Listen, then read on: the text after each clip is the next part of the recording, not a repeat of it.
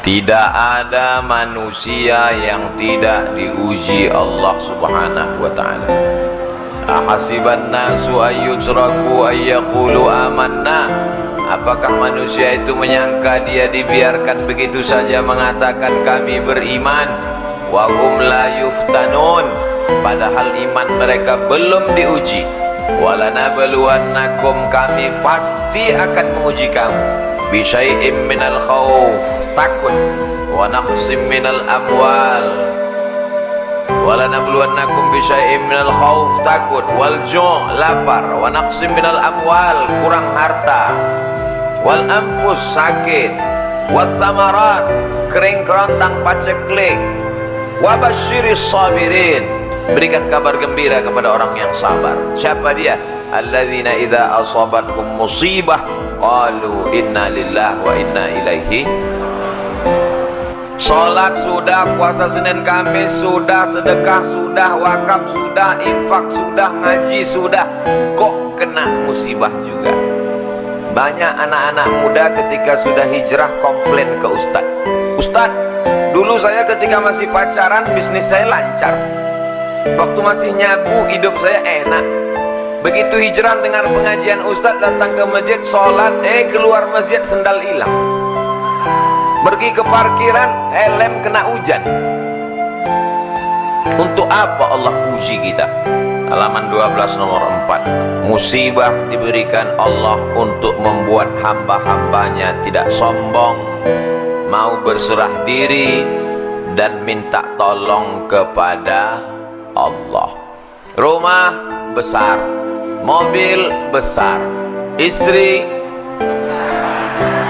kantong besar, tabungan besar, maka dia tidak lagi ada ketergantungan kepada Allah.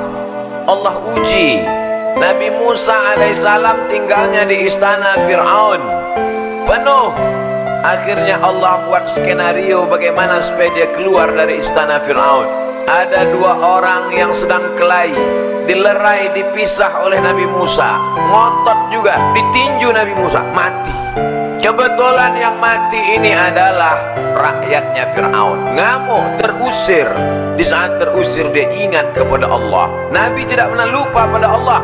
Sedangkan Nabi saja pun diuji Allah, apalagi kita yang tidak ada apa-apanya dibandingkan dengan Nabi. Nabi Ibrahim alaihissalam terusir dari kampung halamannya, dikejar-kejar. Dia masuk ke dalam tempat ibadah kafir musyrik, dihancurkan berhala-berhala. Mereka kejar, dinyalakan api unggun oleh Namrus, harriquhu, bakar dia. Api yang tabiatnya membakar, menghancurkan, merubah materi jadi debu, tak tersisa. Tapi di situ turun pertolongan Allah. Ya naru kuni bardan wasalaman ala Ibrahim. Wahai api, sejuklah engkau, selamat engkau. Ketika kita sedang diuji Allah, dunia terasa sempit. Yang dulu banyak kawan berubah menjadi lawan. Yang dulu teman cerita sekarang sudah tidak mau. Bawaannya curiga. Bersandar kepada manusia akan binasa, bersandar kepada jabatan akan sirna, bersandar kepada harta akan hilang. Di saat itulah kita mengangkat tangan berkata yang besar hanya Allah. Allahu Akbar. Salat kita jadi lebih khusyuk. Wa ma min dabbatin fil ardi, tidak ada satupun makhluk yang melata berjalan di atas muka bumi ini illa 'ala Allah rizquha. Rezekinya sudah dijamin Allah Subhanahu wa ta'ala. Hanya saja datang cemas, datang ragu, datang ngeri, datang galau, sempit pikiran. Kalau mindset otak kita sempit, hati kita susah, jantung koroner datang. Jadi apa yang bisa menenangkan hati ini? Dekatkan diri kepada Allah, serahkan semuanya. Inna salati wa nusuki wa mahyaya wa mamati lillah. At-tahiyatul mubarakatus salawatut tayyibatu lillah. Assalamualaikum warahmatullahi wabarakatuh. La ilaha illallah dahu la syarikalah, lahul mulku walahul hamdu yuhyi wa yumit wa huwa ala kulli syai'in qadir. Serahkan pada Allah. Kelompok A, kelompok B. Yang kelompok A sholat, orangnya baik, zikir, nggak dapat ikan. Yang kelompok B nggak sholat, mabuk, minum khamar, ikannya banyak. Kata yang kelompok A, Tuhan nggak adil. Kita yang sholat kok nggak dapat ikan, mereka nggak sholat. Dia lupa bahwa yang sholat diuji kesabarannya, sedangkan yang tidak sholat sedang dipermainkan dengan Pak Ustadz, dulu saya sebelum hijrah bisnis saya lancar-lancar aja. Sekarang setelah hijrah ini sulit, susah. Dulu diuji dengan harta, kau tidak lulus. Sekarang diuji dengan kesulitan pun kau tak lulus juga. Emangnya Allah tidak tahu kalau kita ini layak atau tidak layak menjadi penghuni surga? Allah tahu. Lalu kenapa dia uji kita? Dia mau ngasih tahu diri kita untuk kita sendiri paham. Oh, sesungguhnya aku ternyata nggak lulus jadi penghuni surga. Allah Maha tahu. Wa na'lamu ma tuwaswisu bihi nafsuh. Kami tahu apa yang berbisik-bisik dalam hatimu. Akhirnya kelompok yang sholat tadi nggak sholat subuh. Begitu nggak sholat subuh, mancing, langsung dapat ikan, dan perut ikannya dibelah, ada permata di dalam. Tuh, ternyata kalau nggak sholat dapat rezeki. Tapi ada satu yang ingat dia, Allah sedang menguji kita. Dia serta sampah permata, sampah dunia. Kenapa dia buang? Karena kita mendapatkan ini dalam keadaan kita meninggalkan perintah Allah Subhanahu wa ta'ala. Buangkan, mancing sekali lagi, sholat, taubat, mancing sekali lagi, dapat ikan yang lebih besar, permatanya lebih besar. Allah mengganti kesabaran. Sabar, sabar bukan berarti hanya sekedar menahan diri, tapi sabar. Banyak orang menyangka sabar ketika nahan diri dari sakit. Sabar ya, sabar ya. Ini sabar paling tinggi. Sabar ketika mendapat ikan ada permata dalam perutnya, dalam keadaan tidak sholat. Inilah sabar yang paling berat. Datang orang ke rumah kita bawa uang 1 koper, mau nyogok kita. Kita kira sabar nggak? Diam. Sakit, sabar. Mati, sabar. Covid, sabar. Demam, sabar. Datang orang mau nyogok 1 miliar. Yang bilang sabar, mudah-mudahan nggak datang. Jadi sesungguhnya ujian itu tidak hanya dalam bentuk kesusahan, tapi juga ada kalanya dalam bentuk ikan yang isi perutnya permata, karena Allah ingin menguji keimanan kita. Ustaz pernah diuji seperti itu ya. Dulu sebelum nikah nggak ada ujian, setelah nikah komen mereka di YouTube. Sabarlah, jangan mengeluh. As-sabru minal iman bimanzilati ra'si minal jasad. Sabar itu seperti kepala. Kalau orang tidak punya kepala, maka orang tidak sabar, sama macam manusia tidak ada kepala. Sabar yang kedua, sabar dalam meninggalkan maksiat. Pacarnya cantik, lebih putih, lebih tinggi, lebih semuanya, lebih kaya, tapi dia sabar untuk memutuskannya walaupun dia dikejar-kejar cewek cantik. Sabar dalam ketaatan. Banyak orang bisa, tapi sabar dalam meninggalkan maksiat berat. Datang orang cantik, punya kekuasaan, mengajaknya berzina, ditarik bajunya, robek dari belakang. Dia berkata, inni akhafullah, aku takut kepada Allah. Siapa dia? Yusuf alaihissalam. Inilah sabar yang paling tinggi, sabar dalam menolak perbuatan maksiat. Qalbu yang dirundung kesedihan dan kesusahan, berada dalam penjara neraka jahanam. Meskipun hal itu datang untuk kebaikan, kalbu ini akan tetap dalam siksa neraka dunia sampai dia kembali bertauhid.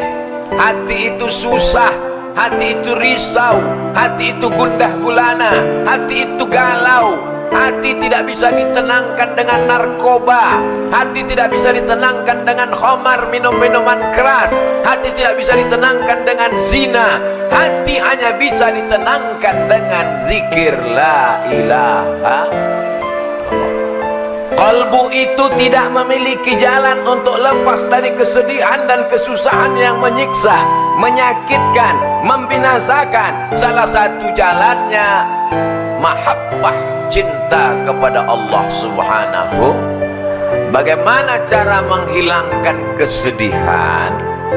Satu, menghadirkan Allah dalam hati. Allah tidak punya rupa.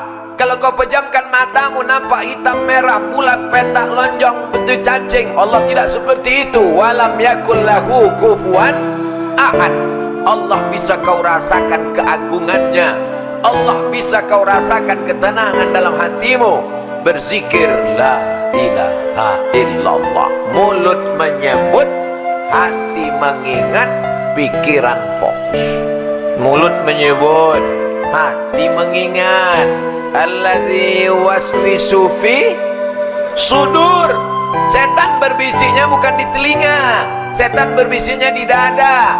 Bagian mana? Sebelah kiri jantung berdegup, berdetak.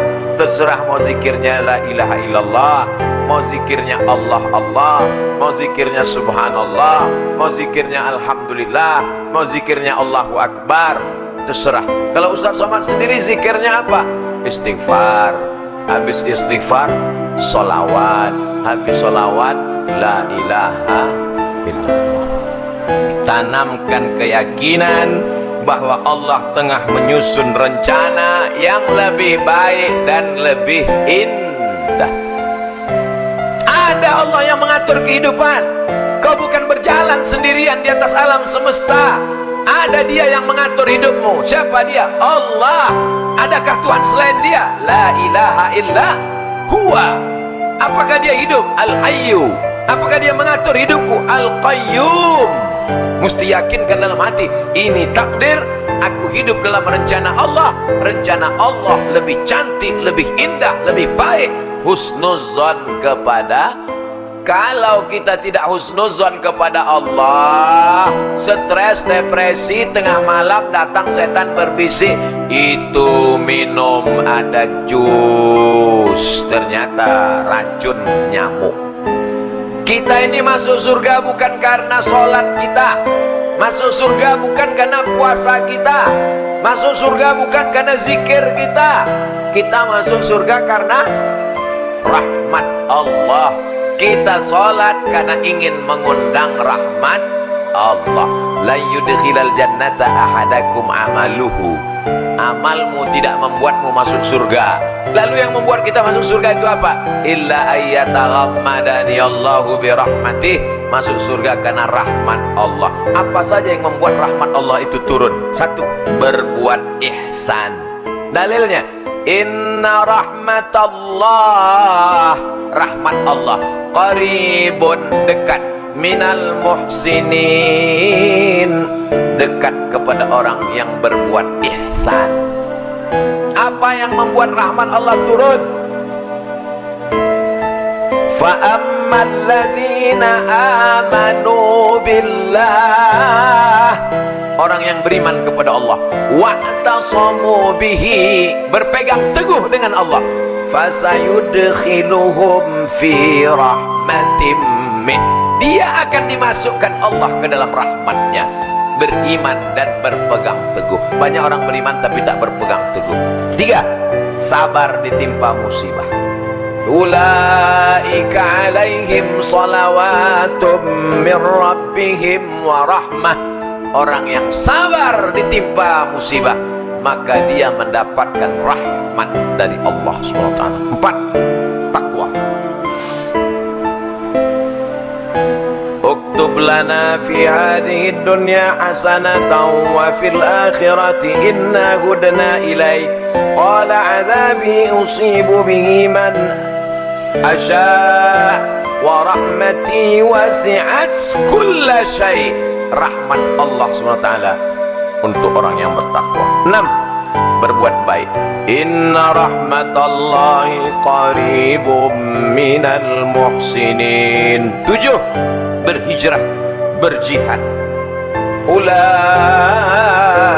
yarjuna rahmatallah. Mereka mengharapkan rahmat Allah. 8. Laula tastaghfirunallah. Banyak-banyaklah kamu beristighfar kepada Allah. La'allakum turhamun. Kamu dapat rahmat. 9. Mendengarkan bacaan Quran. Wa idza quri'al Quran. Kalau ada orang baca Quran, fastami'u lahu, dengar baik-baik. Wa ansitu, diam. La'allakum turhamun. Ada orang baca Quran, diam. Qari tadi baca Quran. Bismillahirrahmanirrahim. Dia diam. Tapi tangannya sama aja. Mulutnya diam, tangan main. Diam, renungkan maknanya, fahami isinya, turun rahmat Allah ke dalam hati, lapang segala yang sempit. Dijadikan Allah kita hamba yang sabar, yang bersyukur dalam menerima segala yang diberikan Allah Subhanahu wa ta'ala.